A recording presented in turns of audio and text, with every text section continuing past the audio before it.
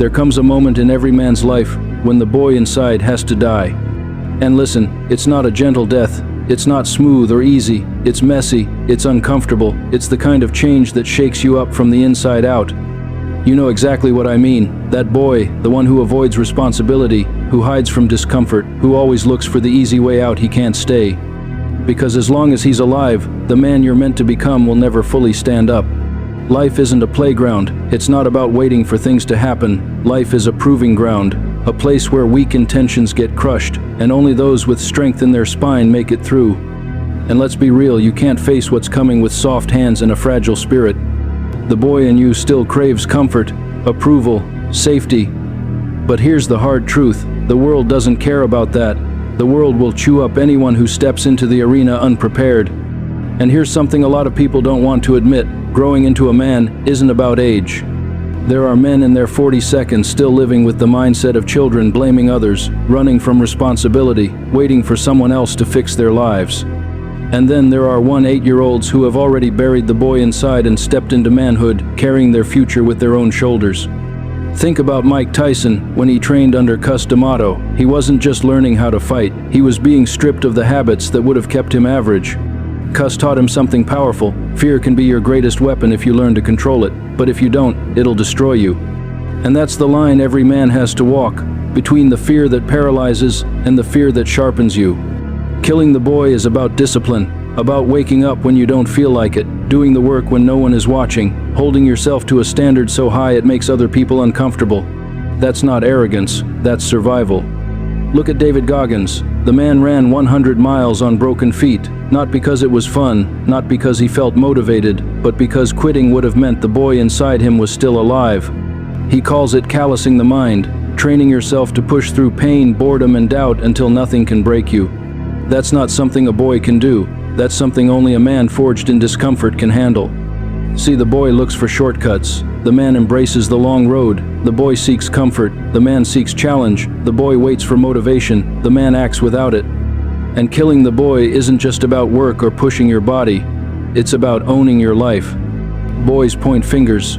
Men look in the mirror. Boys blame circumstances. Men adapt. Men overcome. The truth is, manhood is forged in struggle. It's sharpened by failure. It's defined by those moments when quitting would have been easier, but you didn't. And yeah, it hurts. Because the boy inside you doesn't want to die. He'll fight. He'll whisper, "Relax. You've done enough. You can wait until tomorrow." But the man inside you knows better. He knows tomorrow is an excuse. He knows comfort is the enemy of greatness. Life will test you. You don't get to choose when. The only thing you can choose is whether you'll be ready. Walk into life as a boy, and you'll get knocked out in round 1. Walk in as a man, battle-tested, disciplined, unbreakable, and you stand a chance. Look at Muhammad Ali. He didn't just become the greatest because of talent. He became great because he was willing to suffer more than anyone else. He said, "I hated every minute of training, but I said, don't quit, suffer now, and live the rest of your life as a champion." That's manhood, lining your actions up with your ambitions, no matter how much it costs you. And it's not just about sports. It's about your career, your health, your relationships, your finances. Every single part of your life is either controlled by the boy or the man. The boy spends recklessly, eats carelessly, blames genetics for his body. The man manages his money, disciplines his diet, takes full ownership of his health. The boy wants validation from others. The man builds it through action. The boy hides from discomfort. The man seeks it out, knowing it's the only way to grow. Right now, there's a war inside you. One side wants comfort, safety, ease, that's the boy. The other side wants challenge, growth, responsibility, that's the man. Which one wins? The one you feed. Every early morning, every workout, every time you do the hard thing, you're feeding the man. Every excuse, every skipped step, every wasted hour, you're feeding the boy. And here's the truth, you can't keep them both alive. One will eventually kill the other. If you feed the boy too long, he'll destroy the man you could have been. If you feed the man, he'll bury the boy once and for all.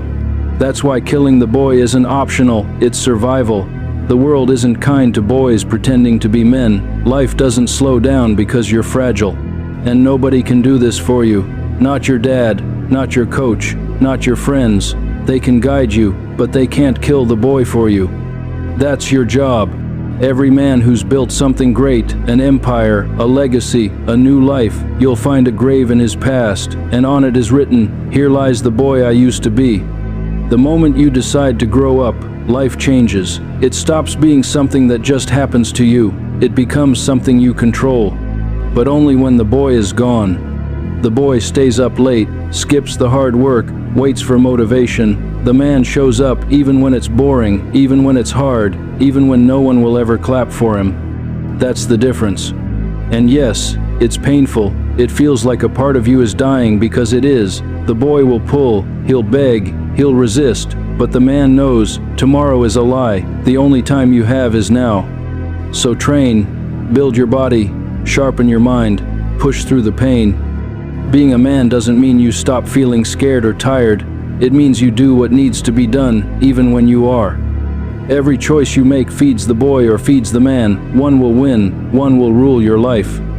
And here's the good news. When you finally kill the boy, you'll feel something incredible. You'll find strength you didn't know you had. You'll discover focus, courage, discipline. You'll stop wasting time. You'll start living with purpose, and you'll finally see what you're capable of. So, look in the mirror. Be honest. Who's running your life right now, the boy or the man? And if it's still the boy, it's time to bury him, for good. Because the man is waiting, and when he finally takes over, you'll never look back.